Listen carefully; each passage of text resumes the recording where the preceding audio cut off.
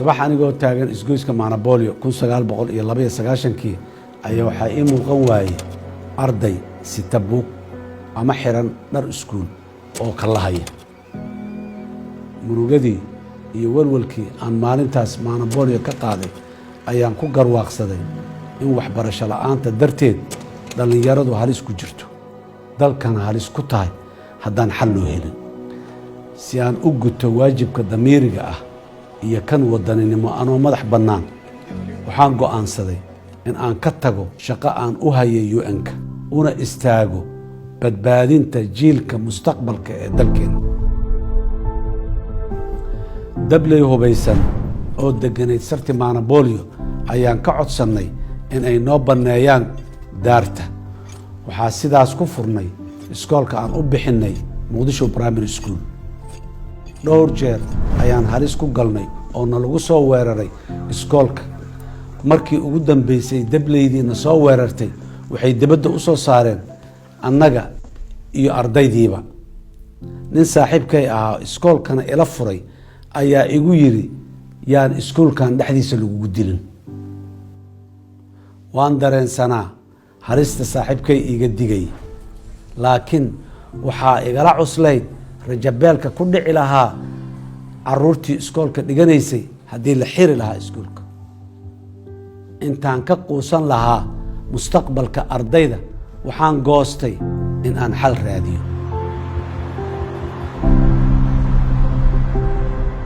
hal gandheer kadib ardaydii duruufta adag wax ku baratay waxay soo gaareen in ay dugsiga sare dhammeeyaan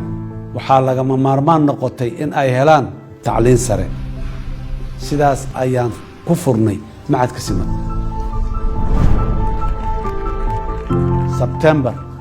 2001 waxaa qalin jibiyey dufcaddii koowaad ee macadka waxay ahayd maalin dareen weyn aniga igu leh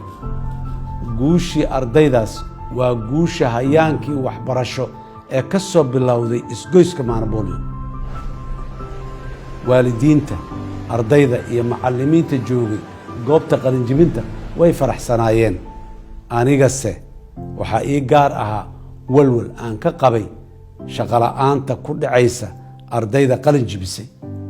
maadaama shaqada la isku siin jiray aqoon iyo hayb waxaan xasuustaa 7 arday in aan shaqo uga soo helay shirkaddii Nationlink waxaase shuruud la iiga dhigay in aan aniga damiin ka noqdo ardaydaas kama labalabayn inaan mas'uuliyaddaas qaato waxaan ku kalsoonaa tayada aqoontooda iyo wakhtiga aan gelinay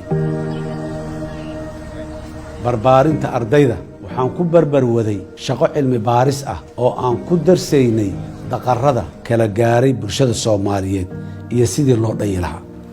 waxaan tegay inta badan gobollada dalka waxaan baaris ku samaynay colaadaha iyo wixii ay salka ku hayeen hawshaas cilmi baarista ah iyo xal raadinta ah intaan ku dhex jirnay dhowr mar ayay nafteennu halis ku gashay saaxiibkay allah u naxariiste Cabdulqaadir Yaxya Cali ayaa ku baxay gacanta kuwa ciribtirayay qof kasta oo ay ku tuhmayaan in uu qayb ka noqon karo xalka Soomaaliya dilka saaxiibkeen wuxuu abuuray niyad jab sababtay in haldoor badan oo nala shaqaynayay ay dalka ka cararaan ma cabsan haddaan iraahdo waan faanay waxaase isku kay dhinac yeelay inaan hayaamo iyo inaan halgamo waxaan doortay inaan halgamo oo aanan quusan waxaa ii muuqatay in Soomaalida iyo adduunkuba waqti badan ku lumiyeen raadinta xal mar kaliya dadka oo dhan ku daawoobo ma jiro gobol ku dhibaato iyo baahi ah ama tuulo ku colaad ah sida ay dhibaatada iyo baahida u kala duwan tahay ayuu xalkooduna iigu muuqday in uu u kala duwan yahay dadaalkeennii waxbarasho ma dabooli karin baahida nooc kasta leh ee jirtay in 10 ama 20 arday aan shaqo u soo helo kuma filnayn boqolaalka arday ee sanad kasta ka soo qalin jibinayay jaamacadaha hawsheennii cilmi baarista iyo nabadayntuna kuma filnayn joojinta iyo xal u helidda colaadihii dalka ka jiray. waxaa lama horaan ahayd in la helo dowlad dhab ah oo deeqda ummadda oo dhan. taasina ma suurto geli karin inta shaarkeennu cad yahay oo aan iska dhowrayno siyaasadda. dadka siyaasadda ku jirana ay hareer marsan yihiin waddada xalka. si aan u hirgeliyo isbeddel dhab ah oo wax ku ool ah oo dadka iyo dalkaba wax tara, waxaan go'aansaday inaan ka shaqeeyo siyaasadda, iskuna sharaxo madaxweynaha Soomaaliya oo ah meelaha wax laga sixi karay. Sebtembar 10keedii 2012 waxaa baarlamaanka Soomaaliya ii doorteen madaxweynaha dowladda federaalka ah ee Soomaaliya. waxaa la igu wareejiyay dal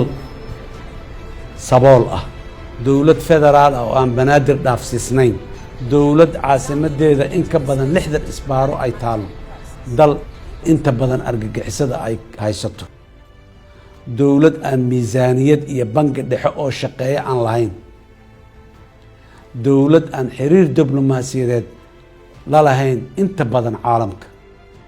dowlad aanay u dhisnayn hay-adihii dawliga ahaa, dowlad aan lahayn shaqaalo rayida oo diiwaan gashan,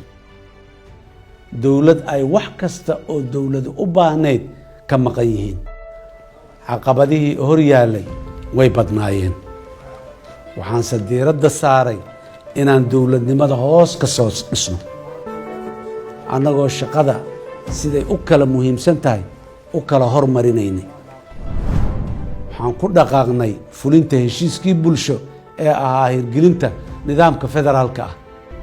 waxaan ku guulaysanay xoraynta gobollo badan oo argagixisadu ay haysatay.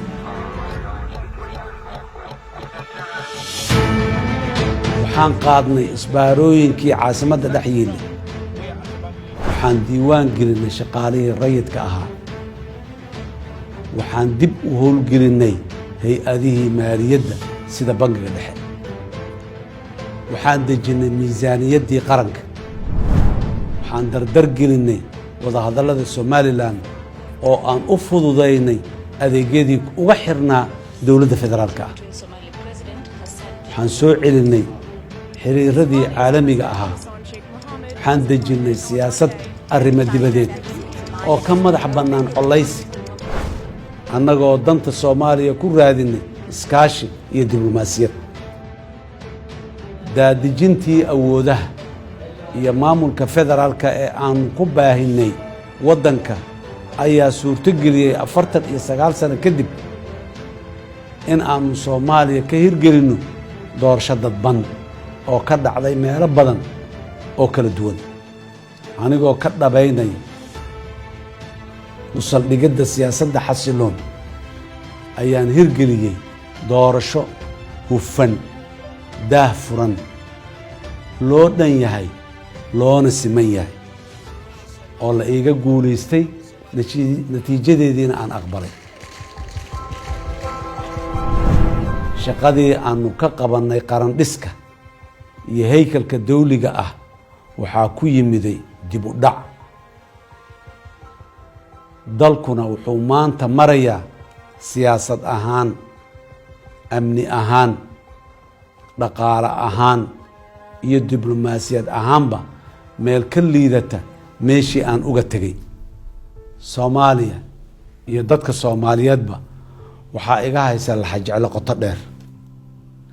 anigoo intaan ka waaya aragnimo yar, ka khibrad yar, ayaan ka quusan waayay Soomaaliya. maanta oo aan ahay oday Soomaaliyeed oo xog ogaal ah, sideen uga quusan karaa? si aan uga kabanno dib u dhaca, u soo celinno isku duubnida ummadda iyo xasiloonida dalka, waxaa loo baahan yahay siyaasad, dulqaad, dimuqraadiyad iyo damqasho leh oo horseeda dhammaystirka dhismaha qarannimadeenna. Soomaaliyey, waxaan ahay murashax u taagan madaxweynaha Jamhuuriyadda Federaalka Soomaaliya 2020. sidaas darteed waxaan weydiisanayaa ummadda Soomaaliyeed inay isiiyaan kalsoonidooda si aan u hogaamiyo dalka mar kale. waa mahadsantihiin. asalaamu calaykum waraxmatullaahi wabarakaatu.